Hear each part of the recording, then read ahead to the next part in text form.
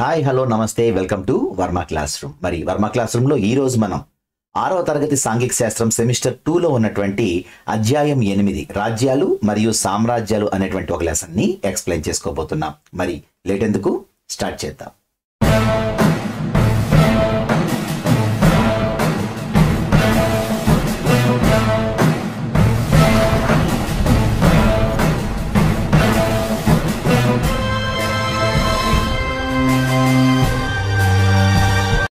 రాజ్యాలు సామ్రాజ్యాలు. సో ఇక్కడే మనకు అర్థమైపోతుంది. ఆల్రెడీ మనం ఓల్డ్ లెసన్ లో ఆల్రెడీ చెప్పుకుంటూ వచ్చాం. ఏమని అంటే రాజన్ల యొక్క పరిపాలన, ఆ తర్వాత వాళ్ళు మహాజనపదాల్లోకి ఎలా వచ్చారు, అక్కడ నుంచి ఆ తర్వాత ఏం జరిగింది అనేటువంటిది మనం 1 by 1 చెప్పుకుంటూ వస్తున్నాం.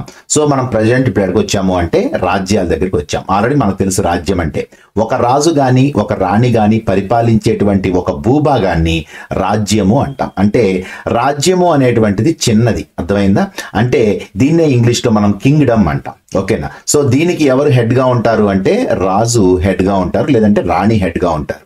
మరి ఇంకొకటి చెప్పుకున్నాం ఇక్కడ సామ్రాజ్యం. ఏంటి సామ్రాజ్యం అంటే రాజులకు రాజ్యకాంక్ష ఎక్కువై వాళ్ళు క్రమేపీ వాళ్ళు ఏం చేయడం ఆరంభించారు అంటే యుద్ధాలు చేసి పక్కనే ఉన్నటువంటి రాజ్యాలన్నింటినీ ఆక్రమించడం మొదలుపెట్టారు. సో ఎప్పుడైతే రాజ్యాలను ఆక్రమించారో అక్కడ కూడా ఇతనే పరిపాలన చేయలేడు కదా. సో అక్కడ ఆ రాజు తరపున ఒక వ్యక్తిని అక్కడ నియమించేసి మళ్ళీ ఇతని రాజ్యానికి వచ్చేస్తాడు. సో ప్రెసెంట్ ఆ రాజ్యం కూడా ఈ రాజ్యం కిందే ఉంది అని అర్థం అనమాట. సో ఇలా ఎన్నైతే రాజ్యాలు ఆక్రమించుకుంటాడో ఆ రాజ్యాలన్నింటినీ కలిపి ఇక్కడ మనకి సామ్రాజ్యం అంటాం. అంటే ఈ సామ్రాజ్యానికి హెడ్ గా ఉన్నటువంటి వ్యక్తి కింద ఆ రాజ్యాలన్నీ ఉంటాయి. సో దీన్నే ఎంపైర్ అంటాం.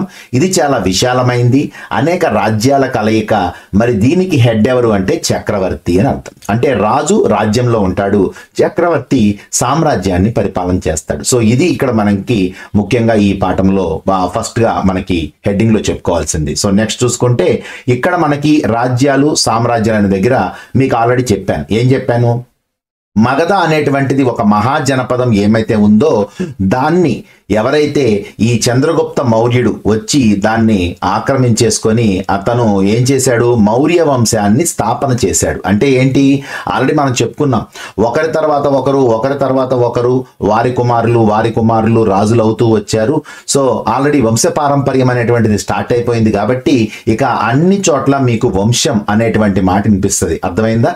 సో వంశం అనేటువంటిది మరి స్టార్ట్ అయింది అంటే అర్థం ఏంటంటే ఆ రాజరికంలో అనేక మంది రాజులు పరిపాలన చేశారు. అంటే కుమారుడు ఇలా కొంతకాలం పాటు వాళ్ళు పరిపాలన చేయడాన్నే వంశం అని పిలుస్తాం. సో మొదటగా మౌర్య వంశం, ఆ తర్వాత చూసుకుంటే గుప్త వంశం.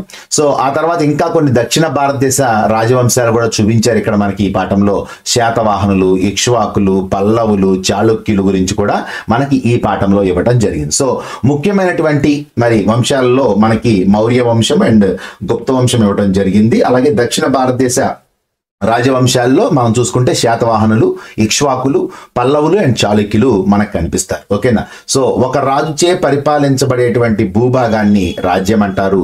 సువిశాలమైనటువంటి రాజ్యాలను సామ్రాజ్యాలు అంటారని మీకు ఆల్రెడీ ఇప్పుడే చెప్పాను. సో మరి పాఠంలోకి వెళ్ళిపోదాం. సో ఇక్కడ మనం ఫస్ట్ చూసుకుంటే మనకి మౌర్యులు. సో ఆల్రెడీ మౌర్యుల గురించి మీకు ఆల్రెడీ నేను చెప్పాను. ఏంటి మౌర్యుడు అంటే ఇక్కడ ఎవరైతే ఈ మగధని పరిపాలిస్తున్నటువంటి 3 వంశాలు, ఫస్ట్ది హర్యాంక వంశము, 2 శిశునాగ వంశము, 3 నంద వంశము. సో ఈ 3 వంశాలు మగధని పరిపాలించిన తర్వాత చివరిలో ఏం జరిగింది అంటే అక్కడ ఉన్నటువంటి ధననందుడు, చివరి వాడు ఎవరు అంటే ధననందుడు. మరి ఈ నందవంశాన్ని స్టార్ట్ చేసింది ఎవరు అంటే మహాపద్మనందుడు. ఈ మహాపద్మనందుడేమో నందవంశాన్ని స్టార్ట్ చేసి నడిపించుకుంటూ వెళ్ళాడు. అతను మరి చివరికి వచ్చేసరికి ఈ నందవంశంలో చివరివాడు అని ఎందుకు చెప్తున్నాం చివరివాడు అంటే ఇతన్ని చంపేసిన తర్వాత ఈ నందవంశం అంతరించిపోయి మౌర్య వంశం స్టార్ట్ అయింది కాబట్టి ఇతను చివరివాడు అనమాట. సో ఈ నందవంశంలో చివరివాడైనటువంటి ధననందుణ్ణి పాటలీపుత్రం అనేటువంటి ప్లేస్ దగ్గర యుద్ధం చేసి ఎవరు ఓడించారు అంటే చంద్రగుప్త మౌర్యుడు ఓడించి అదే పాటలీపుత్రాన్ని ఇతను మరి రాజధానిగా చేసుకొని మౌర్య సామ్రాజ్యాన్ని స్థాపించాడు. సో ఈ చంద్రగుప్త మౌర్యుడు మౌర్య వంశ స్థాపకుడు. మరి ఎవరిని ఓడించాడు అంటే నందవంశపు రాజులలో చివరి వాడైనటువంటి ధననందుణ్ణి ఓడించాడు. మరి ఎక్కడ ఇతను రాజధాని చేసుకుని మళ్ళీ ఇతను ప్రారంభించాడు అంటే అదే పాటలీపుత్రాన్ని మరి ఇతను రాజధానిగా చేసుకొని మరి మౌర్య వంశాన్ని స్టార్ట్ చేశాడు. మరి మహాపద్మనందుడు ఎవరు అంటే పాఠంలో మీకు మహాపద్మనందుడిని ఓడించి అని ఇస్తారు, కానీ యాక్చువల్గా మహాపద్మనందుడు స్థాపకుడు. ఓకేనా, ఈ నందవంశాన్ని స్థాపించింది ఎవరు అంటే మహాపద్మనందుడు అనమాట. ఓకేనా, సో ఇక్కడ మనం చూసుకుంటే మౌర్య చంద్రగుప్తుడు కౌటిల్యుని సహాయంతో అని ఇచ్చాడు. అంటే ఏంటంటే ఈ కౌటిల్యుడికే చాలా పేర్లు ఉంటాయి. ఏంటి, ఈ కౌటిల్యుడిని చాణక్యుడు అని పిలుస్తారు, విష్ణుగుప్తుడు అని పిలుస్తారు. ఇతను సంస్కృతంలో అర్థశాస్త్రాన్ని రాశాడు. యాక్చువల్గా అర్థశాస్త్రం అంటే ఎకనామిక్స్ మనకు తెలుగులో, అవునా. సో మనం తెలుగులో మనం చెప్పుకునేది ఏంటి, అర్థశాస్త్రము అంటే ఇంగ్లీష్లో మనం ఏం చెప్తాం, ఎకనామిక్స్ అని చెప్తాం. అంటే ఏంటి, దాంట్లో అమౌంట్కి సంబంధించి అంటే ద్రవ్యానికి సంబంధించి ఉంటుంది. కానీ యాక్చువల్గా ఈ అర్థశాస్త్రం లౌకిక గ్రంథం, అంటే పాలిటీ గురించి ఉంటుంది అనమాట. ఎలా ఉన్నారు ప్రజలు, ఆ టైంలో ప్రజలకి రాజుకి ఉన్నటువంటి సంబంధ బాంధవ్యాలు ఏంటి, ఆ టైంలో పరిపాలన ఎలా కొనసాగింది అనేటువంటి లౌకిక గ్రంథం ఈ అర్థశాస్త్రం. ఎవరు రాశారు అంటే కౌటిల్యుడు రాశాడు. ఏ భాషలో అంటే సంస్కృతంలో రాశాడు.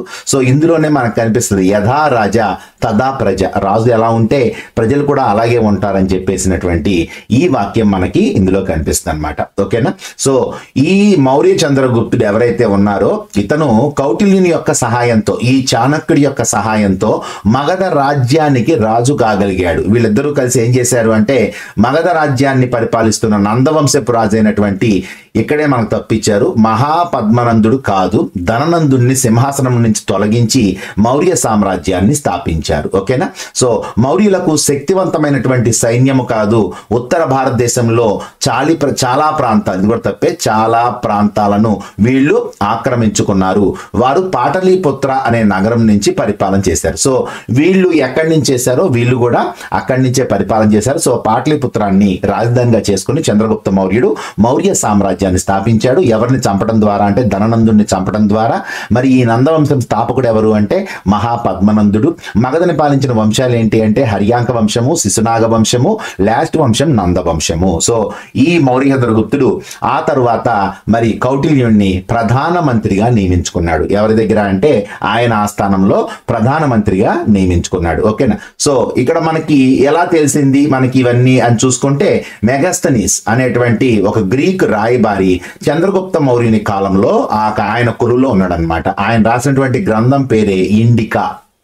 మెగాస్తనీస్ రాసినటువంటి గ్రంథం పేరు ఇండికా. ఇందులో ఏముంటుంది అంటే మౌర్యుల యొక్క పరిపాలన ఎలా ఉంది అనేటువంటి మొత్తాన్ని మనకి ఆయన చెప్పారు. ఆనాటి కాల పరిస్థితులు, వారి పరిపాలన అనేటువంటిది మొత్తం కూడా మనం తెలుసుకోవడానికి ఈ గ్రంథం ఉపయోగపడింది. ఇందులోనే మనకి ఈ స్టోరీ అంతా కూడా కనిపిస్తుంది అని చెప్తున్నారు. అలాగే ఇక్కడ ఇచ్చారు, కౌటిల్యుణ్ణి విష్ణుగుప్తుడు, చాణక్యుడు అని కూడా పిలుస్తారు. ఇతను చంద్రగుప్త మౌర్యుని యొక్క ప్రధాన మంత్రి. అలాగే అర్థశాస్త్రం అనేటువంటి ఇతను రచించినటువంటి ప్రముఖ గ్రంథము. ఏ భాషలో రాశాడు అంటే సంస్కృతంలో రాశాడు. ఇది ఖచ్చితంగా లౌకిక గ్రంథము. అంటే ఏంటి అంటే లౌకిక గ్రంథం అంటే అతను ఆ రోజుల్లో ఉన్నటువంటి ప్రజల యొక్క సంబంధ బాంధవ్యాలు, అంటే రాజుకి ప్రజలకి ఎలా ఉండేది మూమెంట్ అనేటువంటిది ఆ గ్రంథంలో రాయటం జరిగింది. ఓకేనా, సో ఇది ఇక్కడ ప్రధానంగా మౌర్య సామ్రాజ్య స్థాపన గురించి.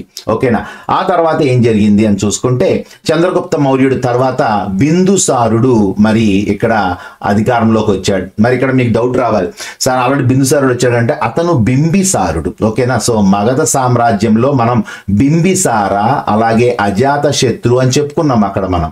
సో అది ఎక్కడ అంటే అజాత శత్రువు ఈ బింబిసారుడు మగధ సామ్రాజ్యంలోని హర్యాంక వంశంలో ఉంటారు. సో ఇక్కడ బింబిసారుడికి బిందుసారుడికి చాలా డిఫరెన్స్ ఉంది, అదిగా మీరు గమనించాలి. ఓకేనా, సో బింబిసారుడు అజాత శత్రు వచ్చేసరికి మనకి అక్కడ మగధ సామ్రాజ్యంలో మరి హర్యాంక వంశంలో కనిపిస్తారు. సో ఇక్కడ ఇది మౌర్య వంశం. సో మౌర్య వంశంలో చంద్రగుప్త మౌర్యుడు రాజ్యాన్ని స్థాపించిన తర్వాత అతనికి పుట్టినటువంటి కుమారుడు బిందుసారుడు. ఓకేనా, బిందుసారుడు తర్వాత అతని కుమారుడు అశోకుడు. సో ఇలా వీళ్ళు క్రమేపీ అధికారాన్ని ఇక్కడ మౌర్య సామ్రాజ్యాన్ని విస్తరించడం జరిగింది. సో ఇందులో చూసుకుంటే చంద్రగుప్త మౌర్యుడి తర్వాత మగధకు బిందుసారుడు రాజయ్యాడు. బిందుసారుడు తర్వాత విశాలమైనటువంటి మగధ రాజ్యానికి అశోకుడు రాజయ్యాడు. ఓకేనా, సో ఇది వీళ్ళ యొక్క క్రమం. సరే ఏంటి సార్ అంటే వీళ్ళు ముగ్గురే ఉన్నారా అంటే ఏం జరిగింది అంటే అశోకుడి జీవితంలో ఒక మంచి సంఘటన జరిగింది. ఆ తర్వాత అశోకుడు పూర్తిగా అసలు రాజ్యం అంటేనే ఏదో వేరే రకంగా ఆలోచించి ఇతని యొక్క పూర్తిగా ఆలోచనలు మారిపోయి ఇతను పరిపూర్ణమైనటువంటి దైవచింతనలోకి వెళ్ళిపోవటం జరిగింది.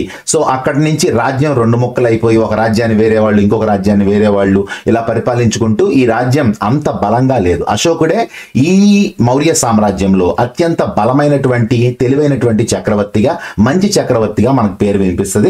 ఈయన తర్వాత ఎవరి పేర్లు కూడా మనకు వినిపించవు అనమాట. యాక్చువల్గా చాలా కాలం కొనసాగింది మౌర్య సామ్రాజ్యం అనేటువంటిది. కాకపోతే చంద్రగుప్త మౌర్యుడు బిందుసారుడు అశోకుడితోనే ఈ యొక్క మంచి అనేటువంటిది అంతరించిపోయిందని చెప్పుకోవచ్చు. ఆ తర్వాత పరిపాలించినటువంటి చిన్న చిన్న రాజులు మనకు అంత పెద్దగా అవసరం లేదు. ఓకేనా, సో అశోకుడి జీవితంలో ఏం జరిగింది, ఎందుకు అలా మారిపోయాడు అనేది చూసుకుంటే క్రీస్తు పూర్వం 260వ సంవత్సరంలో అశోకుడు ఒక యుద్ధం చేశాడు. ఆ యుద్ధం పేరే కళింగ యుద్ధం. ఏంటా కళింగ యుద్ధం? కళింగ రాజ్యం అనేటువంటిది భారతదేశానికి తూర్పు తీరంలో ఉన్నటువంటి స్వతంత్రమైనటువంటి విశాలమైనటువంటి రాజ్యం. సో మౌర్య వంశం చెందినటువంటి ఈ చంద్రగుప్త మౌర్యుడు కళింగ రాజ్యాన్ని ఆక్రమించాలని ట్రై చేశాడు. కాకపోతే ఆయన ఫెయిల్ అయ్యాడు అనమాట. ఆయన తర్వాత బిందుసారుడు ఏం పట్టించుకోలేదు. కానీ అశోకుడు మాత్రం ఎందుకు ఆ రాజ్యం మనలో కలవదని చెప్పేసి ఆ కళింగ రాజ్యం మీద యుద్ధం ప్రకటించాడు. అయితే ఈ కళింగ యుద్ధంలో మరి అత్యంత భయంకరమైన యుద్ధము, రక్తసిక్తమైనటువంటి యుద్ధం. అయితే ఇందులో స్వయంగా మరి అశోక్ చక్రవర్తి వెళ్ళడమ్మా డైరెక్ట్ గా మరి యుద్ధం చేయడానికి మరి నడిచి వెళ్తే అక్కడ అనేక మంది గాయపడిన అలాగే చేతులు కాళ్ళు తెగిపోయిన వాళ్ళు, చనిపోయినటువంటి సైనికులు వీళ్ళందరినీ చూశాడు. ఎప్పుడు యుద్ధంలో గెలిచినా ఆనందపడే రాజు ఈసారి యుద్ధంలో గెలిచినప్పటికీ ఏమాత్రం సంతోషంగా లేడు అని ఆయన ఏం డిసిషన్ తీసుకున్నాడంటే నేను ఎటువంటి యుద్ధాలు చేయను, నాకున్నటువంటి రాజ్యకాంక్ష వల్ల అనేక మంది ప్రజలు చనిపోతున్నారు కాబట్టి నేను ఇంకా ఎటువంటి యుద్ధాలు చేయనని చెప్పేసి ఆయన గట్టిగా నిర్ణయించుకొని ధర్మాన్ని వ్యాప్తి చేయటమే ప్రధానమైనటువంటి విజయంగా ఆయన భావించాడు. సో దాంతో ఈయన బౌద్ధ మతాన్ని తీసుకొని తన శేష జీవితంలో అహింసకు ప్రాధాన్యత ఇచ్చి బౌద్ధ మతం పట్ల ఆకర్షితుడయ్యాడు. సో దానివల్ల అశోకుడు తర్వాత పెద్దగా ఈ సామ్రాజ్యంలో ఎవరి పేర్లు మనకు వినిపించవు. ఎందుకనంటే ఆయన ఆపేసి ప్రజలందరికీ కూడా ధర్మము అలాగే నీతిగా ఉండాలి, నిజాయితీగా ఉండాలి, హింసకు పాల్పడకూడదు, అహింస మనకి ప్రధానమైనటువంటి ధర్మం అని చెప్తున్నాడు అనుకోండి. మిగిలిన వాళ్ళందరూ యుద్ధాలు చేస్తారా? చేయరు కదా. ఆటోమేటిక్గా వాళ్ళ మైండ్లో ఏమైతే ఆలోచన ఉందో అదే వాళ్ళందరికీ ఉంటుంది. కాబట్టి అందుకే యథా రాజా తదా ప్రజ ఎప్పుడైతే రాజు మరి అహింసకు ప్రాధాన్యత ఇచ్చాడో ఖచ్చితంగా ప్రజలందరూ కూడా అహింస వైపే ఉంటారు. సో దానివల్ల ఎక్కువ మంది ఆ టైంలో బౌద్ధ మతాన్ని తీసుకోవటం జరిగింది. సో ఈ మౌర్య సామ్రాజ్యంలో చివరి వాడు ఎవరని చూసుకుంటే మనకి బృహద్రుదుడు అనేటువంటి వాడు పేరు వినిపిస్తుంది మనకి. ఈ బృహద్రుదుడు ఈ వంశంలో చివరివాడు. ఓకేనా, ఇతని యొక్క సేనాని పేరే పుష్యమిత్రుడు. సో ఈ పుష్యమిత్ర శుంగ అంటారు ఇతన్ని. సో ఈ పుష్యమిత్ర శుంగ అని ఎందుకంటారంటే ఇతను ఈ రాజ్యం తర్వాత మౌర్య సామ్రాజ్యం తర్వాత మరి పాటలీపుత్రాన్ని రాజధానిగా చేసుకుని పరిపాలించిన వంశం పేరు శుంగ వంశం. సో చివరి వాడైనటువంటి బృహద్రుదుణ్ణి ఎవరు చంపేశారు అంటే పుష్యమిత్రుడు. మరి ఆయన సేనానైనప్పటికీ రాజ్యకాంక్ష ఎవరికి వాడికి. ఈయనేమో ధర్మము అధర్మము అహింస ఎవరు ఊరుకుంటారు. సో ఏం చేశాడు బృహద్రుదుణ్ణి చంపేసి ఈ పుష్యమిత్రుడు మరి అతని వంశాన్ని స్టార్ట్ చేసుకున్నాడు. ఆ వంశం పేరే శుంగ వంశము. సో ఇతన్నే పుష్యమిత్ర శుంగ అని పిలుస్తారు. ఇతను ఎవరి సేనాని అంటే బృహద్రుదుని యొక్క సేనాని. సో ఇది మౌర్య సామ్రాజ్యానికి సంబంధించి మరి మెయిన్ టాపిక్స్ అన్నమాట. చూడండి ఇక్కడ కనిపిస్తుందా, ఈ రాజ్యం అంతా కూడా మరి అశోకుడి టైంలో ఇక్కడ నుంచి సుమారు పాకిస్తాన్ వరకు వెళ్ళిపోయాడు అనమాట. తక్షశిల ఇవన్నీ కూడా ఎవరి ఆధీనంలో ఉన్నాయి అంటే అశోకుని యొక్క విశాలమైనటువంటి సామ్రాజ్యంలో ఉన్నాయని తెలుసుకుంటాం. ఓకేనా, సో నెక్స్ట్ చూసుకుంటే మనకి ఇక్కడ అశోకుడు ఎందుకు మారిపోయాడు, అసలు ఏం జరిగింది అనేది మనకి ఆల్రెడీ స్టోరీ చెప్పాను. సో ఈ కళింగ యుద్ధం గురించి మనకి ఎలా తెలిసింది అనేది చూసుకుంటే ఆయన చేసిన కళింగ యుద్ధం అనేటువంటి దాన్ని 13వ నెంబర్ శిలాశాసనం, రాతి శాసనం అన్నా శిలాశాసనం అన్నా ఒకటే. మరి అశోకుడు అనేకమైనటువంటి శాసనాలు వేయించాడు. ప్రజలందరికీ తెలియాలి రాజు ఏమనుకుంటున్నాడు, రాజు చేసిన పనులేంటి తెలియాలి ప్రజలందరికీ అని చెప్పేసి ఆయన ప్రాకృత భాషలో, గుర్తుపెట్టుకోవాలి, ప్రాకృత లిపి, అప్పట్లో ఉన్నటువంటి లిపి ఏంటి అంటే ప్రాకృతము. సో ఈ ప్రాకృత లిపిలో అప్పట్లో మరి అశోకుడు అనేక శిలాశాసనాలు వేయించాడు. దాంట్లో 13వ నెంబర్ శిలాశాసనంలో ఈ కళింగ యుద్ధం గురించి మెయింటైన్ చేశాడు. సో ఇక్కడ చూసుకుంటే ప్రాకృత భాష అనేటువంటిది ఆ కాలంలో వినియోగించబడినటువంటి భాషగా చెప్తాము. ఇక్కడ మనకి దమ్మము అనేటువంటి ఒక పదం వినిపిస్తుంది. ప్రాకృతంలో దమ్మము ఈజ్ ఈక్వల్ టు ప్రెసెంట్ మనం ఉపయోగిస్తున్న ధర్మము అనేటువంటి దానికి అది, అందుకనే ప్రకృతి వికృతి అంటారు కదా. సో ఎందుకని వచ్చింది అంటే అదే అన్నమాట. ప్రకృతి వికృతులకి తేడాలు ఏంటి అంటే ఆ టైంలో ఉన్నటువంటి ప్రాకృత భాషనే మనం ప్రెసెంట్ ప్రకృతులు వికృతులుగా మనం మాట్లాడుతున్నాం. ఓకేనా. సో ఈ ప్రాకృత లిపి అక్షరాలతో చెక్కబడిన శిలాశాసనంలో ఏమనుందో చూడండి. ఇక్కడ ఏం చెప్పాడంటే ఒక స్వతంత్ర రాజ్యాన్ని జయించినప్పుడు లక్షల మంది చనిపోతారు మరియు ఎక్కువ సంఖ్యలో సైనికులు బందీలుగా దొరుకుతారు. అందువల్ల నేను విచారంగా ఉన్నాను. బలంగా కన్నా ధర్మం ద్వారా ప్రజలను గెలుచుకొనుటే ఉత్తమమైందని నేను విశ్వసిస్తున్నాను. నేను ఈ శాంతి సందేశాన్ని భవిష్యత్ తరాల కొరకు లిఖిస్తున్నాను. దీనివలన నా వారసులు ఎవరూ కూడా యుద్ధం గురించి ఆలోచించరు. అర్థమైందా. సో అందువల్ల ఈయన వారసులు ఎవరూ కూడా యుద్ధాలు చేయలేదు. సో దీనికి బదులుగా వారు ధర్మాన్ని వ్యాప్తి చేయడం గురించే ఆలోచిస్తారు. ధర్మము అనే పదాన్ని ప్రాకృత భాషలో దమ్మము అని పిలుస్తాము అని ఇక్కడ మనకి ఇవ్వడం జరిగింది. ఓకేనా. సో అశోకుని యొక్క శిలాశాసనాలు మరి రకరకాల ప్లేసెస్ లో మనకు కనిపించినాయి. చాలా ప్లేసెస్ లో అశోకుని యొక్క శిలాశాసనాలు మనం చూసాము. సో అశోకుని యొక్క శిలాశాసనాలపై చెక్కబడి ఉన్నటువంటి ధర్మ సూత్రాలను నిరక్షరాస్యులకు తెలియజెప్పేందుకు ప్రత్యేకమైన అధికారులను కూడా నియమించాడు. అంటే మరి అప్పట్లో ఉన్నటువంటి ప్రజలకి అంత భాష రాదు కాబట్టి, వాళ్ళు చదువుకున్న వాళ్ళు ఉంటారు కాబట్టి, నిరక్షరాస్యులు ఉంటారు కాబట్టి వాళ్ళకు కూడా దీని మీద ఏముంది తెలియాలి కాబట్టి కొంతమంది ఆఫీసర్లను పెట్టి అప్పుడప్పుడు అక్కడికి వెళ్ళి చదివి వినిపిస్తారన్నమాట అక్కడ ఉన్న వాళ్ళందరికీ కూడా. సో ఇది ఇక్కడ మనకి దీని గురించి ఇచ్చినటువంటి. తర్వాత చూసుకుంటే అశోక ధర్మంలో ఏమేమి ఉన్నాయనేది చూసుకుంటే మనకి జంతువుల పట్ల దయ కలిగి ఉండాలి, తల్లిదండ్రుల పట్ల విధేయత కలిగి ఉండాలి, పేదల పట్ల సానుభూతి ఉండాలి, పెద్దలను గౌరవించాలి, ఇతర మతాలను విమర్శించరాదు, మానవ జాతి సంక్షేమానికి కృషి చేయాలి. సో అశోక ధర్మాన్ని ప్రెజెంట్ మనం పాటిస్తున్నామా అంటే ఇందులో ఒక్కటి కూడా పాటించట్లా. సో మనకి ఇక్కడ ఏంటి అంటే అశోక ధర్మం, ఆనాటి అశోకుడు గురించి మనం ఎందుకు చెప్పుకుంటున్నామంటే ధర్మాన్ని 4 చెరగులా వ్యాపింపజేశాడు. యుద్ధాన్ని వద్దనుకొని రాజ్యకాంక్షను వదులుకొని అతను తన స్వలాభాన్ని, అంటే హ్యాపీగా బతకచ్చు, యుద్ధాలకి వేరే వాళ్ళని పంపించేసి రాజ్యాలు ఆక్రమించుకుంటే ఒక చక్రవర్తిగా ఎన్నో సౌకర్యాలు అనుభవించవచ్చు. కానీ అతను ఏమనుకున్నాడు అంటే ధర్మాన్ని నేను రక్షించాలి, అప్పుడు ధర్మం నన్ను రక్షిస్తుంది, ధర్మో రక్షితి రక్షిత అనుకున్నాడు. కానీ ఇక్కడ మనం చూసుకుంటే ప్రెజెంట్ ఆయన యొక్క ప్రధాన సూత్రాల్లో ఒక్కటి కూడా ప్రెజెంట్ మనం ఈ టైంలో పాటించడం లేదు. అవునా.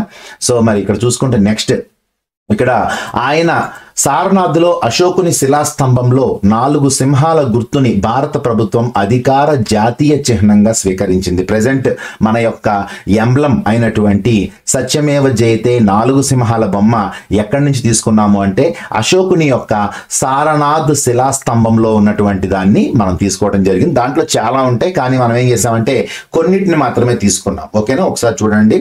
మరి జాతీయ చిహ్నం అనేటువంటిది భారతదేశం యొక్క అధికారిక చిహ్నం. 1950 జనవరి 26 1950 జనవరి 26 నాడు మనం ఏం చేసామంటే దీన్ని మనం తీసుకుంటున్నాం. ఇదే మన యొక్క రాజ చిహ్నము లేక అధికారిక చిహ్నము లేక జాతీయ చిహ్నము అని చెప్పాము. సో ఇందులో మనకి 3 సింహాలు పైకి కనిపిస్తే 4వ సింహం మాత్రం అదృశ్యంగా దాగి ఉంటుంది. 1వ సింహం మనకు కనిపించే 3 సింహాలు అధికారానికి, ధైర్యానికి, ఆత్మవిశ్వాసానికి, మరి కనిపించని ఆ 4వ సింహం ఏరా పోలీస్ కాదు, ఆ కనిపించని 4వ సింహం గౌరవాన్ని మనకి చూపిస్తుంది అనేటువంటిది ఇక్కడ మనం తెలుసుకోవాలి. ఓకేనా. అధికారము, ధైర్యము, ఆత్మవిశ్వాసము, గౌరవము, ఈ 4 కూడా మనకి ఇక్కడ దీని గురించి చెప్పారనమాట. అంటే 3 సింహాలు, అంటే 3 సింహాలు ఏంటి? అధికారము, ధైర్యము, ఆత్మవిశ్వాసము. మరి 4వ సింహం మనకు కనిపించింది ఏంటి అంటే మన గౌరవానికి ప్రతీకగా చెప్పారు. ఆ తర్వాత చూసుకుంటే ఎబాకస్ కి మధ్యలో చక్రం ఉంటుంది. మరి ఇక్కడ చూసుకుంటే ఈ దిమ్మలో సెంటర్ లో ఏముంటుంది అంటే చక్రం ఉంటుంది. దీంట్లో 24 లీవ్స్ ఉంటాయి. అవునా.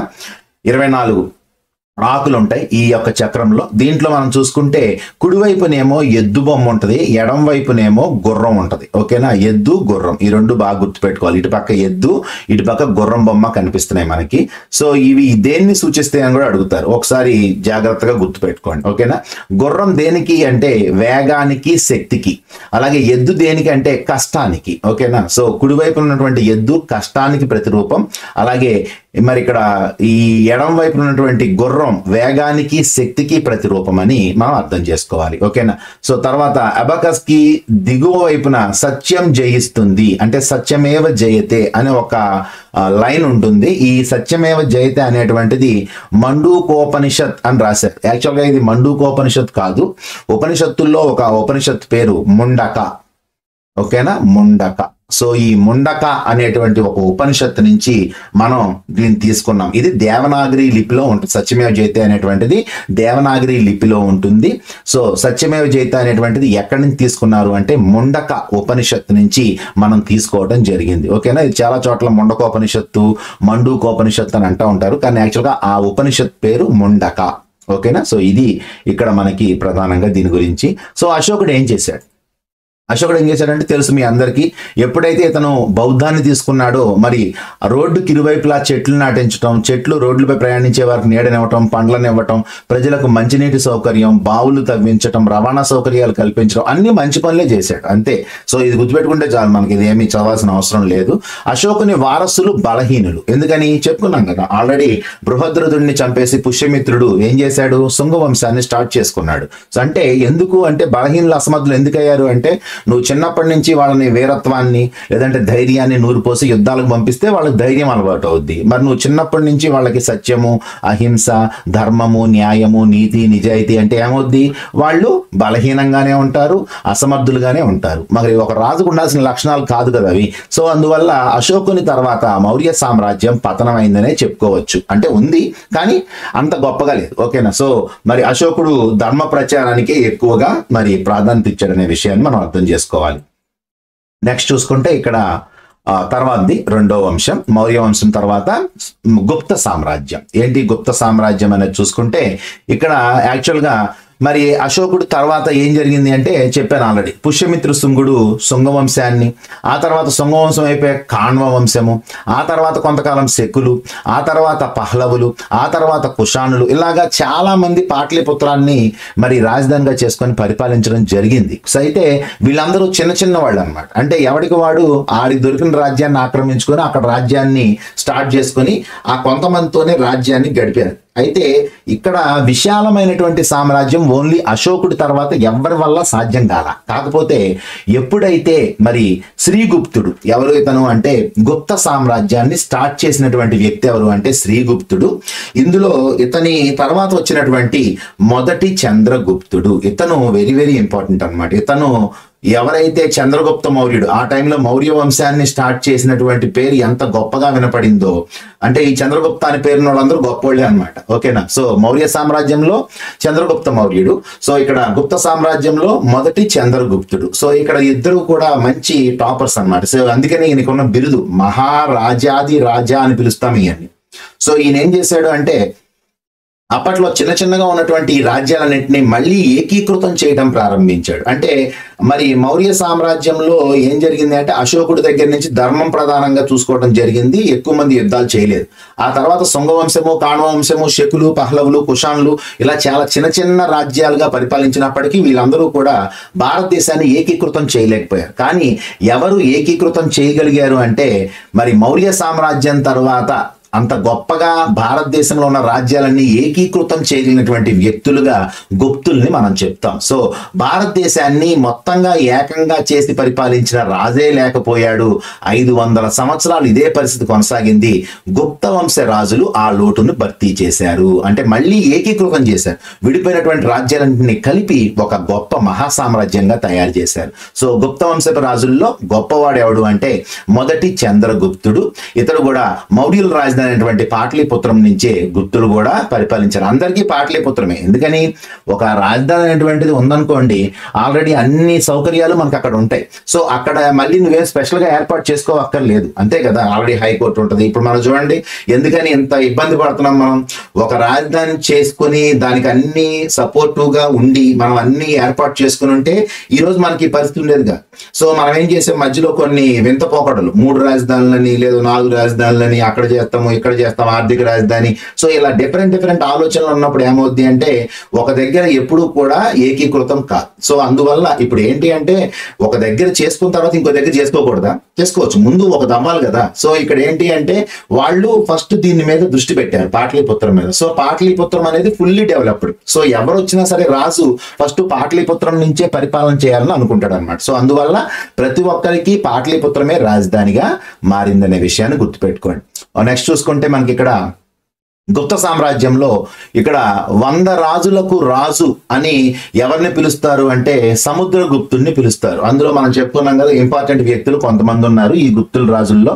ఈ గుప్త రాజుల్లో ఫస్ట్ చెప్పుకున్నటువంటి వ్యక్తి ఎవరు? మహారాజాదిరాజుగా మొదటి చంద్రగుప్తుడిని చెప్పుకున్నాం. ఆ తర్వాత సముద్రగుప్తుడు. సో ఈ సముద్రగుప్తుడు ఎవరైతే ఉన్నారో ఈ సముద్రగుప్తుడిని కిస్తీ వస్తవద అని పిలుస్తారు. అంటే ఏంటి? 100 రాజులకు రాజు అంటే ఏంటి? సుమారు 100 రాజ్యాలని ఇతను తన సామ్రాజ్యంలో కలిపేశారు అని చెప్తారనమాట. అర్థమైందా?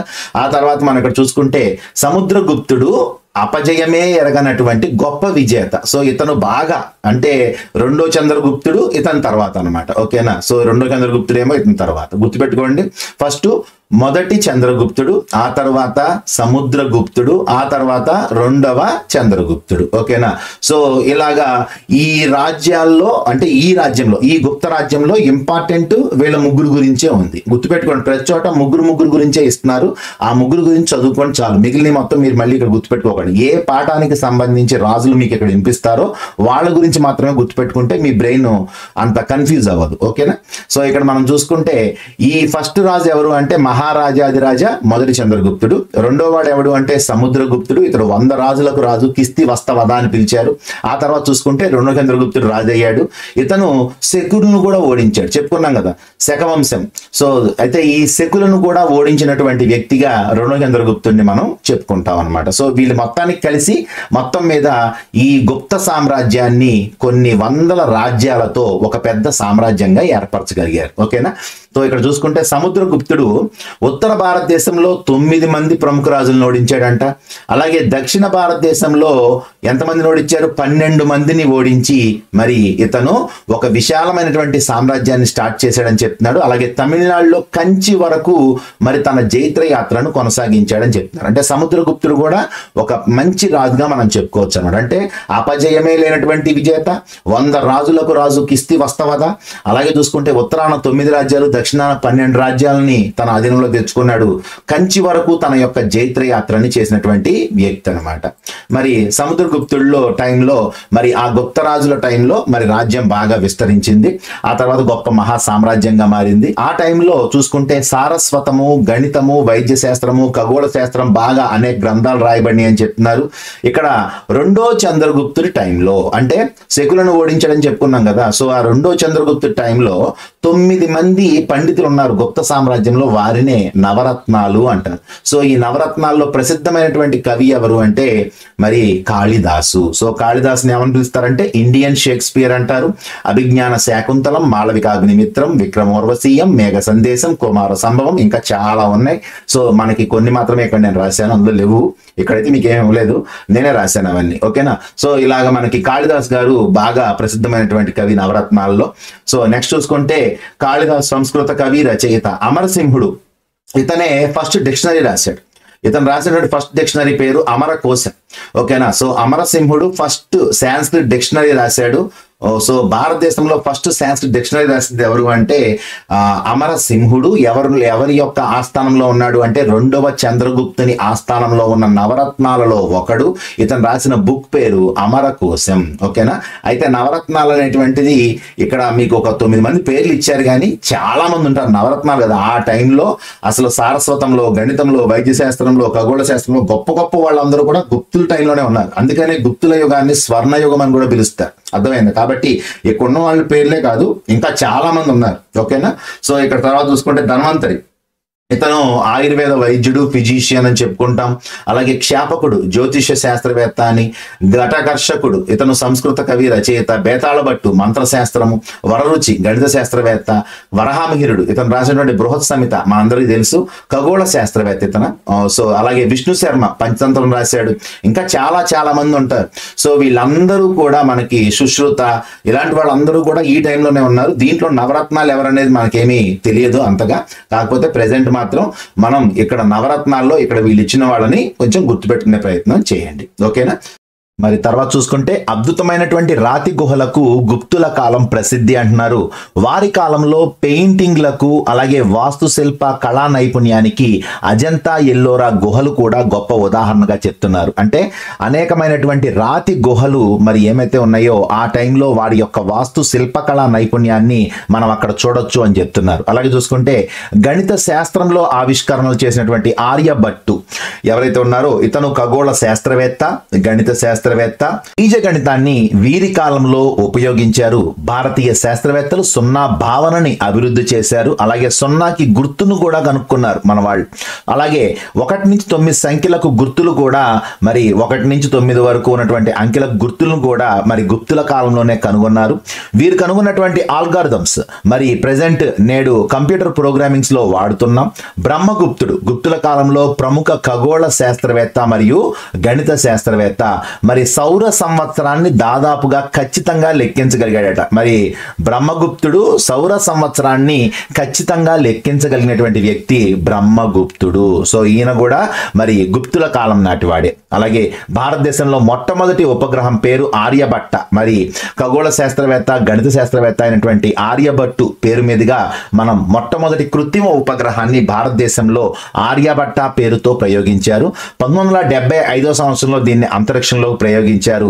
ఇది పూర్తి స్వదేశీ పరిజ్ఞానంతో తయారు చేయబడినటువంటి కృత్రిమ ఉపగ్రహం. ఓకేనా. సో నెక్స్ట్ చూసుకుంటే వైద్య శాస్త్రంలో ఆనాటి మొదటి ప్లాస్టిక్ సర్జన్ గా సుశ్రుతుణ్ణి చెప్తారు. అలాగే చూసుకుంటే ఇక్కడ సుశ్రుతుడు అనేటువంటి వ్యక్తి గొప్ప వైద్య పరిజ్ఞానం కలిగినటువంటి వ్యక్తి. ఇతడు గాయపడినటువంటి ముక్కులకు ప్లాస్టిక్ సర్జరీ చేశాడు. అప్పట్లోనే శస్త్రచికిత్స నిపుణుడుగా మరి పేరుగాంచిన వ్యక్తి సుశ్రుతుడు. ఓకేనా. అలాగే వైద్యులు ఆ టైంలో వైద్యులు విరిగిపోయిన ఎముకలను కూడా సరిచేసి ఆపరేషన్లు చేసేవారట.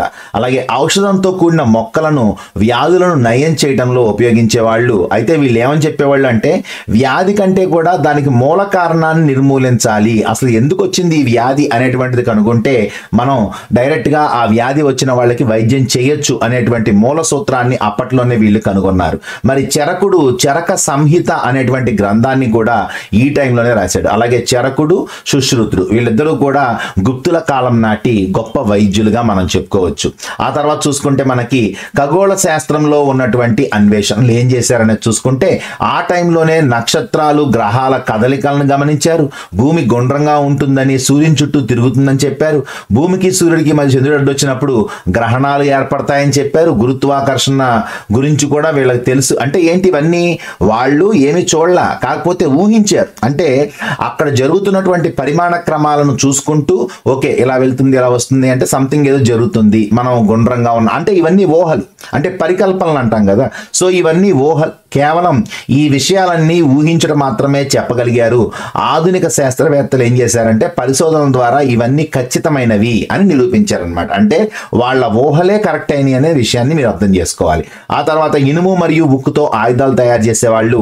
ఆధునిక బంగారు నాణ్యాలను పోలి ఉండేలా కూడా వీరి కాలంలో ముద్రించడం జరిగింది. ఆ టైంలో వేసిన బంగారు నాణ్యాలను చూస్తే మనం అంత టెక్నాలజీ ఎలా ఉంది, ఎలా అచ్చు వేశారనేటువంటి విషయం కూడా మనకి ఎప్పటికీ అర్థం కాలేదు. ఓకేనా. సో గుప్తుల కాలాన్ని భారతదేశంలో మరి ఆ స్వర్ణయుగం అని పిలుస్తాం. ఎందుకని స్వర్ణయుగం అంటామంటే అన్ని రకాలుగా అంటే వాటి శాస్త్ర విషయంలో చూసుకుంటే గణిత శాస్త్రము, జ్యోతిష శాస్త్రము, శాస్త్ర విజ్ఞానము, సాహిత్య రంగము, అలాగే మరి ఇంకో రకంగా చూసుకుంటే రాజ్యాల విషయంలో చిన్న చిన్న రాజ్యాలన్నీ కలిపేసి ఏకీకృతం చేసినటువంటి గొప్ప సామ్రాజ్యం చేశారు.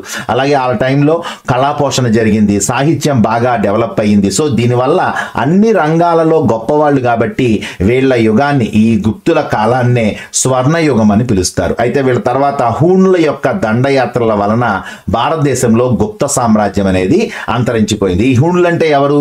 వీళ్ళే మంగోలులు. అంటే మనం చెప్పుకున్నాం మరి మంగోలియా దేశం నుంచి, అంటే చైనా బోర్డర్ లో ఉన్నటువంటి మంగోలియా అనేటువంటి దేశం నుంచి భారతదేశం మీద దండెత్తి వచ్చి వీళ్ళు గుప్త సామ్రాజ్యాన్ని ఆక్రమించుకోవటం జరిగిందనమాట. సో ఈ దండయాత్రల వలన గుప్త సామ్రాజ్యం అనేది అంతరించిపోయింది. ఓకేనా?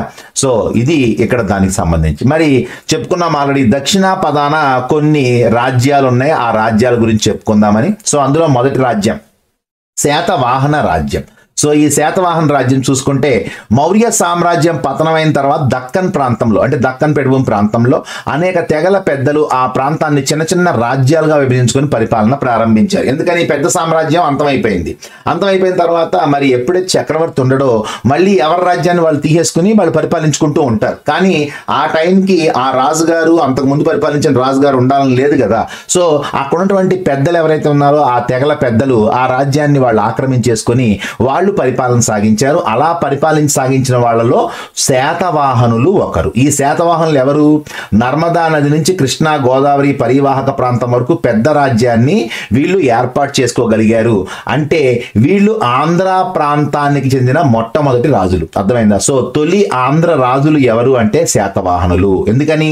వీళ్ళు కృష్ణా గోదావరి తీర ప్రాంతంలోనే ఉన్నారు కాబట్టి వీళ్ళందరూ కూడా ఆంధ్రులే. సో ఈ ఆంధ్ర ప్రాంతంలో తొలి ఆంధ్రులుగా మరి ఈ మౌర్య సామ్రాజ్యంలోని ఒక మొక్కని పరిపాలించిన వాళ్ళు ఎవరు అంటే శాతవాహనులు. సో వాళ్ళు ఇక్కడ గుంటూరు ప్రాంతంలో ఉన్నటువంటి, గుంటూరు జిల్లాలో ఉన్నటువంటి అమరావతి సమీపంలో ధాన్య కటకం అనేటువంటి దాన్ని రాజధానిగా చేసుకొని పరిపాలన సాగించారు. సో ఇది కృష్ణానది తీరంలో ఉందనే విషయం మీ అందరికీ తెలుసు. సో శాతవాహనుల యొక్క రాజధాని పేరు ధాన్య కటకం. ఎక్కడ ఉంది అంటే అమరావతి సమీపంలో ఉంది. సో ఈ శాతవాహన రాజుల్లో మరి ముఖ్యులు ఎవరనేది ముందు చూసుకునే ముందు అసలు ఈ రాజ్యాన్ని ఎవరు స్థాపించారు? శ్రీముఖుడు ఈ రాజ్యాన్ని స్థాపించాడు. ఇతన్నే సిముకుడు అని కూడా పిలుస్తారు.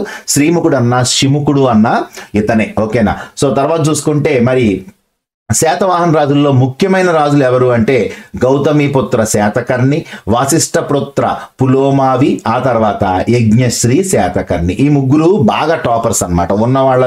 ఆ ముగ్గురు ఉన్న వాళ్ళలో చాలా టాపర్స్. వీళ్ళు ఎంతకాలం పరిపాలించారంటే సుమారు 300 సంవత్సరాల పాటు శాతవాహన సామ్రాజ్యం మరి ఈ రాజ్యం అనేటువంటిది కొనసాగినప్పటికీ, అయితే ఇక్కడ మనం చూసుకోవాలి, శ్రీముఖుడు స్థాపకుడు తర్వాత అంటే అందరూ చిన్న చిన్న రాజులే. కానీ రాజ్యాన్ని గొప్పగా పరిపాలించినటువంటి గౌతమిపుత్ర శాతకర్ణి ఎవరైతే ఉన్నారో ఇతడు ఎవరు అంటే 23వ రాజు. అంటే 22 మంది చనిపోయిన తర్వాత 23వ వాడుగా ఎవరు వచ్చారు అంటే గౌతమిపుత్ర శాతకర్ణి వచ్చాడు. సో ఈయన అందరికంటే గొప్పవాడు, వచ్చిన వాళ్ళందరిలో కంటే గొప్పవాడు. చెప్పుకున్నాం అప్పుడు అక్కడ శకులు, యవ్వనులు, పహలవులు అనేటువంటి వాళ్ళు చిన్న చిన్న రాజ్యాలు ఉన్నాయని చెప్పుకున్నాం కదా. ఈ రాజ్యాలన్నింటినీ ఓడించి దక్షిణ భారతదేశంలో 3 సముద్రాల మధ్య ప్రాంతాన్ని జయించిన వ్యక్తిగా ఇతన్ని పిలుస్తారు. అయితే ఇతనికి త్రిసముద్రాధీశ్వర అనేటువంటి బిరుదు ఉంది అని ఇచ్చారు. కానీ యాక్చువల్గా పెద్ద బుక్స్ లో మరి గ్రూప్స్ బుక్స్ లో ఎక్కడ కూడా నేను చూడలేదు ఈ త్రిసముద్రాధీశ్వర అనే బిరుదు. కానీ టెక్స్ట్ బుక్ పరంగా మీరు గుర్తుంచుకోండి. యాక్చువల్గా ఈయనకున్నటువంటి బిరుదు ఏంటంటే త్రిసముద్ర తోయపీత వాహన అనే బిరుదు ఉంటుంది. గౌతమిపుత్ర శాతకర్ణికి ఉన్న బిరుదు ఏంటి అంటే త్రిసముద్ర తోయపీత వాహన అనేటువంటి బిరుదు యాక్చువల్గా ఉన్నటువంటి బిరుదు. ఈ త్రిసముద్రాధీశ్వర అనేటువంటిది నాకైతే తెలీదు, మీరు గుర్తుంచుకోండి. అంటే అసలు ఇందులో కూడా త్రిసముద్రం ఉంది కాబట్టి ఇది కూడా యాక్సెప్ట్ చేస్తే చెయ్యండి. అయితే నా ఉద్దేశం ఏంటంటే అసలు యాక్చువల్గా దీన్ని ఉద్దేశం చెప్తాను. ఈ బిరుదు యొక్క ఉద్దేశం త్రిసముద్ర తోయపీత వాహన అంటే అర్థం ఏంటి అంటే 3 సముద్రాలలో గుర్రాలకు నీళ్లు తాగించిన వాడు. అంటే అంతలా యుద్ధాలు చేసుకుంటూ ఆయన గుర్రాలను తీసుకువెళ్తూ 3 సముద్రాలలో ఆయన గుర్రం నీళ్లు తాగిందంట. అంటే అర్థం చేసుకోండి, అంటే 3 సముద్రాలలో త్రిసముద్ర తోయపీత వాహన అని ఈయనకున్నటువంటి బిరుదు. యాక్చువల్గా ఈయన త్రిసముద్రాధీశ్వర అనేటువంటి బిరుదు లేదు ఎక్కడ కూడా. సో మీరు గుర్తుపెట్టుకుంటే మాత్రం గుర్తుపెట్టుకోండి. ఓకేనా? సో నెక్స్ట్ చూసుకుంటే శాతవాహన కాలంలో ఉన్నటువంటి ఓడ నాణ్యాలు ఆ టైంలో మరి వీళ్ళు చేసినటువంటి ఓడ నాణేలు, ఓడ బొమ్మతో నాణేలు వేశారనమాట. సో ఈ నాణేలు బాగా ప్రసిద్ధి పొందినవి. ఇవి సముద్ర వ్యాపారంలో ఆంధ్రుల యొక్క నైపుణ్యాన్ని, నౌకాదళ శక్తిని తెలియజేస్తాయి. అలాగే ఈ అంతర్జాతీయ వ్యాపారం మీద శాతవాహనులకు మంచి పట్టు ఉంది. రోమ్ దేశంతో కూడా వీళ్ళు మంచి వ్యాపారాలు చేశారు. బాలకృష్ణ సినిమా ఉంది గౌతమిపుత్ర శాతకర్ణి అని చెప్పేసి. సో ఆ సినిమా చూస్తే మీకు కొంతవరకు ఇవన్నీ కూడా క్లియర్ అవుతాయి అన్నమాట. అలాగే శాతవాహనులు హిందూ మతాన్ని అనుసరించారు, బౌద్ధ మతాన్ని కూడా ప్రోత్సహించారు. వీళ్ళు నాగార్జునకొండ, అమరావతి శాతవాహన కాలం నాటి ప్రసిద్ధ బౌద్ధ క్షేత్రాలుగా చెప్తున్నారు. ప్రముఖ బౌద్ధ వేదాంతి అయినటువంటి ఆచార్య నాగార్జునుడు వీరి కాలంలోనే నివసించి ఉన్నాడనే విషయం కూడా మనకి చెప్పబడుతుంది.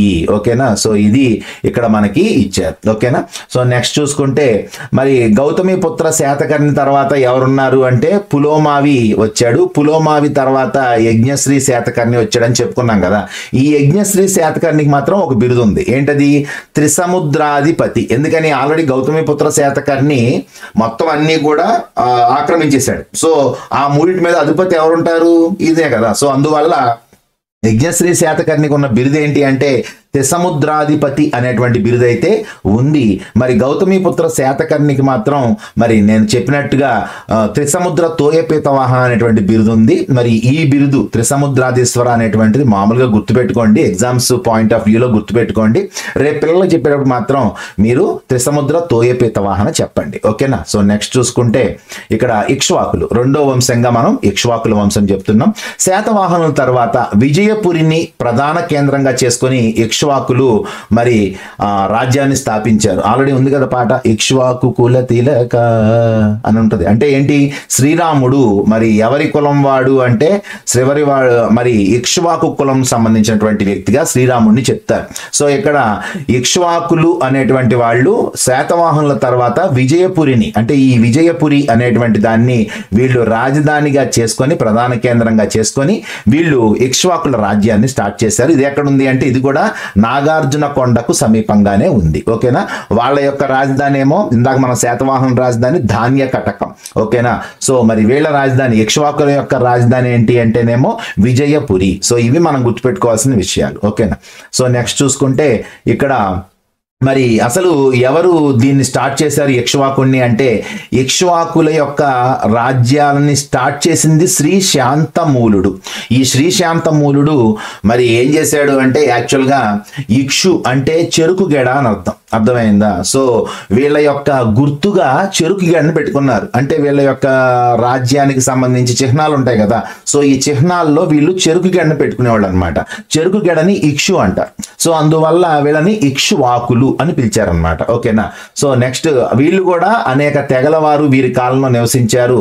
అనేక తెగల వారితో వివాహ సంబంధాలు ఏర్పాటు చేసుకోవడం ద్వారా ఇక్ష్వాకులు కూడా శక్తివంతులైనారు. రామాయణంలో శ్రీరాముని వారసులుగా చెప్పుకుంటారు. అంటే ఈ శ్రీరాముడి యొక్క వారసులుగే మేము, అందువల్లే మేము ఇక్ష్వాకులం అని చెప్తారనమాట. సో ఇక్ష్వాక స్త్రీలు మరి నాగార్జున కొండకు పెద్ద మొత్తంలో విరాళాలు ఇచ్చారు అని చెప్తున్నాడు. ఓకేనా. సో నెక్స్ట్ చూసుకుంటే ఇక్కడ నెక్స్ట్ వంశం, మూడో వంశం పల్లవ రాజవంశం. మూడోది ఏంటది? పల్లవులు. శాతవాహనులు అయిపోయింది, అలాగే ఇక్ష్వాకులు అయిపోయింది. ఇక్ష్వాకులు విజయపురి, శాతవాహనులు వచ్చేసరికి ధాన్య కటకం.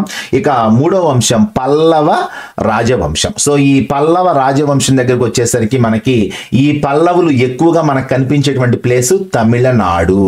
సో ఈ తమిళనాడులో ఉన్నటువంటి కాంచీపురాన్ని రాజధానిగా చేసుకొని పరిపాలించినటువంటి రాజులు ఎవరు అంటే పల్లవులు. ఓకేనా. సో ఈ పల్లవులు 300 నుంచి 900 సంవత్సరాల మధ్యలో దక్షిణ భారతదేశాన్ని పరిపాలించారు. తమిళనాడులో ఉన్నటువంటి కాంచీపురం వీరి యొక్క రాజధాని.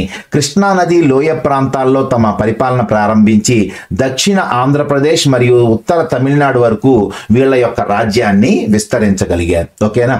సో ఇక్కడ చూసుకుంటే ఇందులో మరి ఈ వీళ్ళ యొక్క పల్లవులు చూసుకుంటే ఫస్ట్ సింహ విష్ణువు, అలాగే మొదటి మహేంద్రవర్మ, తర్వాత మొదటి నరసింహవర్మ. సో వీళ్ళ ముగ్గురు కూడా టాప్ టాపర్స్ అన్నమాట. ఇందులో ఈ పల్లవ యొక్క రాజవంశంలో గొప్ప రాజులుగా మనం చెప్పుకునే వాళ్ళు ఎవరు అంటే మొదట సింహ విష్ణువు ఈ రాజ్యాన్ని స్టార్ట్ చేసినటువంటి వ్యక్తి, ఆ తర్వాత ఆయన కుమారుడైనటువంటి మొదటి మహేంద్రవర్మ, ఆ తర్వాత మొదటి నరసింహవర్మ మరి రాజులయ్యారు. ఇందులో గొప్ప రాజులుగా చెప్పేవాళ్ళు ఎవరు అంటే వీళ్ళిద్దరు, మొదటి మహేంద్రవర్మ అలాగే మొదటి నరసింహవర్మ. వీళ్ళిద్దరు టాపర్స్ అన్నమాట బాగా. అందుకనే మహానరసింహవర్మకు మహామల్లుడని అలాగే వాతాపి కొండ అని కూడా బిరుదులు ఉన్నాయి అన్నమాట నరసింహవర్మకి. ఓకేనా. సో ఇక్కడ మనం చూసుకుంటే మొదటి మహేంద్రవర్మ. సో ఈ మొదటి మహేంద్రవర్మ ఏంటి, ఈయన యొక్క విషయం ఏంటనేది చూసుకుంటే ఈ మొదటి మహేంద్రవర్మ ఫస్ట్ ఇక్కడ వాస్తు శిల్పకళా నైపుణ్యానికి పల్లవ రాజులు ఎంతో సేవ చేశారు. ఇందులో వారి కాలంలో రాతిని తొలిచి నిర్మించే ఆలయాలు, అంటే గుర్తుపెట్టుకోండి ఆ టైంలో రాతిని ఒక రాయిని తీసుకొని పెద్ద కొండరాయిని దాన్ని మంచిగా ఆలయంగా కానీ లేదంటే ఒక మంచి మండపం కానీ తయారు చేసేటువంటి ఒక స్థాయికి వీళ్ళు ఎదిగారు. సో తొలి పల్లవ రాజులలో మొదటి మహేంద్రవర్మ బాగా ప్రసిద్ధి చెందిన రాజు. ఇతడు గొప్ప వాస్తుశిల్ప కళాభిమాని. ఇతను ప్రవేశపెట్టినటువంటి నూతన ద్రవిడ వాస్తుశిల్ప కళను ఏమంటారంటే మహేంద్రుని రీతి అని పిలుస్తారు. మహేంద్రుని రీతి ఎవరిది అంటే మొదటి మహేంద్రవర్మ సృష్టించబడింది. సో గుహాలయాలు చెప్పుకున్నాం కదా, ఈ గుహాలయాల యొక్క ప్రభావం శిల్పకళపై ప్రస్ఫుటంగా కనిపిస్తుంది. ఓకేనా. సో ఇది ఈయనకు సంబంధించింది. ఓకేనా. మొదటి నరసింహవర్మ. సో ఈ మొదటి నరసింహవర్మ వచ్చేసరికి ఈయన తర్వాత గొప్ప వ్యక్తి ఎవరు అంటే మహేంద్రవర్మ తర్వాత నరసింహవర్మే. ఇతనికి ఉన్నటువంటి బిరుదు మహామల్ల. సో మహామల్ల అనేటువంటి బిరుదుతోనే మహాబలిపురాన్ని ఇతను నిర్మించడం జరిగింది. సో ఇతను మహామల్లుడు అని పిలుస్తారు ఇతన్ని. సో ఇతను కట్టించినటువంటి రేవుపట్నం పేరు మహాబలిపురం. సో ఇతను కట్టించిన రేవుపట్నం పేరు మహాబలిపురం. అక్కడ ఏముంది అంటే మహామల్లుని వాస్తు శిల్ప కళారీతి. ఇందాక చూసుకుంటే మనకేముంది, మహేంద్రుని రీతి కనిపించింది ఎవరి దాంట్లో, మొదటి మహేంద్రవర్మ దాంట్లో. ఇప్పుడు మొదటి నరసింహవర్మ సృష్టించింది ఏంటి అంటే మహామల్లుని వాస్తు శిల్ప కళారీతి. ఎందుకని, ఇతని బిరుదు మహామల్లుడు కాబట్టి. ఓకేనా. సో ఇతను మహాబలిపురం అనేటువంటి రేవుపట్నం కట్టించిన తర్వాత అక్కడ ఒక 5 రథాలు కట్టించాడు. ఆ 5 రథాలనే పంచపాండవ రథాలు అంటారు. పంచపాండవ రథాలు ఎక్కడున్నాయి, ఇప్పుడు మహాబలిపురంలో ఉన్నాయి. మహాబలిపురం ఒక రేవు పట్టణం. ఇది నిర్మించింది ఎవరు అంటే మొదటి నరసింహవర్మ. సో ఇతని యొక్క రీతి ఏంటి అంటే మహామల్లుని వాస్తు శిల్ప కళారీతి. సో ఈ పంచపాండవ రథాల యొక్క స్పెషాలిటీ ఏంటి అని చూసుకుంటే ఒక్కొక్క రథం ఒక్కొక్క బండరాతిని తొలిచి నిర్మించారు. అందుకనే వీటిని ఏకశిలా రథాలు అని కూడా పిలుస్తారు. అంటే ఒక పెద్ద బండరాయిని తీసుకొని దాన్ని తొలిచి ఒక రథం చేశారనమాట. సో 5 రథాలు కాబట్టి 5 బండరాళ్ళు అనమాట. సో అందువల్ల ఏకశిలా రథాలు అంటే ఒకే శిలని వాళ్ళు ఏం చేశారు అంటే దాని మొత్తాన్ని చెక్కి మంచిగా రథం కింద తయారు చేశారు. సో ఇది ఎవరి గురించి అంటే మన యొక్క మొదటి నరసింహవర్మ గురించి. ఓకేనా. సో ఇక్కడ చూసుకుంటే మహేంద్రుని వాస్తుశిల్ప కళారీతి ఏమో ఇలా ఉందంట. అలాగే రాతిని తొలిచి నిర్మించిన ఆలయాలు, ఏకశిలా నిర్మాణాలు లేక పంచపాండవ రథాలు ఎక్కడ ఉన్నాయి చూడండి, ఒక రాయి మొత్తాన్ని ఒక రథంగా చెక్కారు. అలాగే రాజసింహుని వాస్తుశిల్ప కళారీతి సో ఇలా ఉంది అని చెప్పేసి మనకు చెప్తున్నారు. ఆ టైంలో ఒకే రాతిని చెక్కి మరి ఇలాంటి రీతులన్నీ కూడా ఆ టైంలో మనకి కనిపిస్తున్నాయి. ఎవరి టైంలో, పల్లవుల టైంలో. ఓకేనా. మరి ఇతని తర్వాత వచ్చినటువంటి వ్యక్తి ఎవరు అంటే రెండవ నరసింహవర్మ. అంటే మొదటి నరసింహవర్మ అయిపోయాడు, మరి అతని తర్వాత ఎవరు వచ్చారు అంటే రెండవ నరసింహవర్మ వచ్చాడు. సో ఈ రెండవ నరసింహవర్మ కూడా ఒక బిరుదు ఉంది. ఏంటది, రాజసింహుడు. ఈయన యొక్క బిరుదు ఏంటి అంటే రాజసింహుడు. ఈయన యొక్క స్పెషాలిటీ ఏంటంటే మెత్తని మట్టి రాయితో నిర్మించాడు ఇతను. మెత్తని మట్టిని అంటే ఇప్పుడు ఎలాగా మట్టిని బాగా కలిపి నీళ్లతో కలిపి రాళ్ళని చేర్చుకుంటూ గోడల్లా కడతాం. సో ఇలాంటి ఫెసిలిటీ ఈయన తీసుకొచ్చాడు అనమాట. సో అందువల్ల ఎవరైతే ఈ రాజసింహుడు ఉన్నాడో ఈ రాజసింహుడి రీతిలో ఏముంది అంటే మెత్తని మట్టి రాయి. చూసుకోండి, మహేంద్రుని రీతిలో ఏముంది అంటే ఒక రాతిని చెక్కటం, ఆ రాతిని చెక్కి మరి మండపాలు చేయటం, గుళ్ళను చేయటం ఆయన యొక్క రీతి. అలాగే రెండో దానికి వచ్చేసరికి మనకి మరి మహామల్లుని శిల్పకళా రీతిలో మనకి ఏం కనిపించినాయి అంటే మరి పంచపాండవ రథాలు కనిపించినాయి, ఏకశిలా రథాలు కనిపించినాయి. అలాగే అలాగే మూడో దానికి వచ్చేసరికి రెండవ నరసింహవర్మ రాజసింహ బిరుదాంకితుడు. ఇతను మెత్తని మట్టి రాయితో ఇతను కైలాసనాథ దేవాలయాన్ని కట్టించాడు కాంచీపురంలో.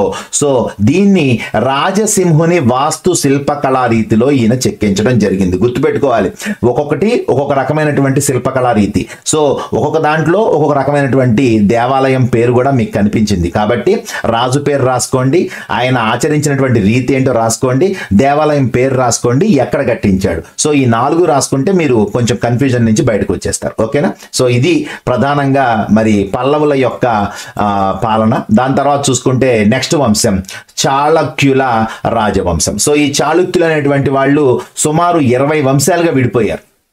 ఈ చాళుక్యులు 20 వంశాలుగా విడిపోయారు. పశ్చిమ చాళుక్యులు అంటారు, తూర్పు చాళుక్యులు అంటారు, కళ్యాణి చాళుక్యులు అంటారు, బాదామి చాళుక్యులు, వాతాపి చాళుక్యులు. సో ఇవన్నీ కూడా వాళ్ళ పేర్లే. సో చాలా రకాలుగా విడిపోయినటువంటి 20 వంశాల్లో మనకు ప్రసిద్ధంగా వినపడే 3 వంశాల పేర్లు పశ్చిమ చాళుక్యులు, తూర్పు చాళుక్యులు, కళ్యాణి చాళుక్యులు.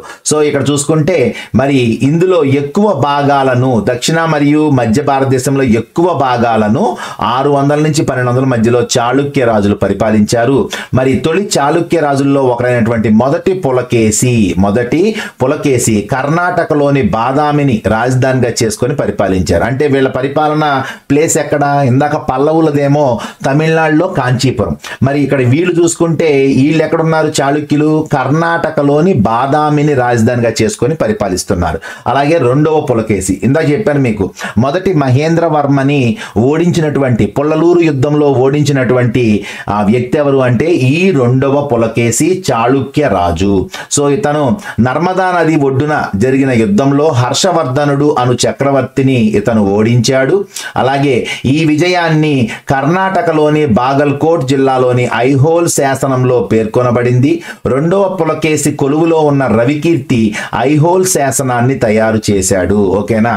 రవికీర్తి అనేవాడు ఎవరు అంటే ఈ యొక్క రెండవ పులకేసి యొక్క సేనాని. ఎప్పుడైతే ఇతను ఓడించాడో ఆ ఓడించిన తరువాత అతని యొక్క విజయాన్ని కీర్తిస్తూ ఐహోల్ శాసనాన్ని ఎవరు వేయించారు? ఐహోల్ శాసనాన్ని వేయించిన వ్యక్తి ఎవరు అంటే రవికీర్తి. ఇతను ఎవరి యొక్క సేనాని? రెండవ పులకేసి యొక్క సేనాని. ఓకేనా? సో ఇది.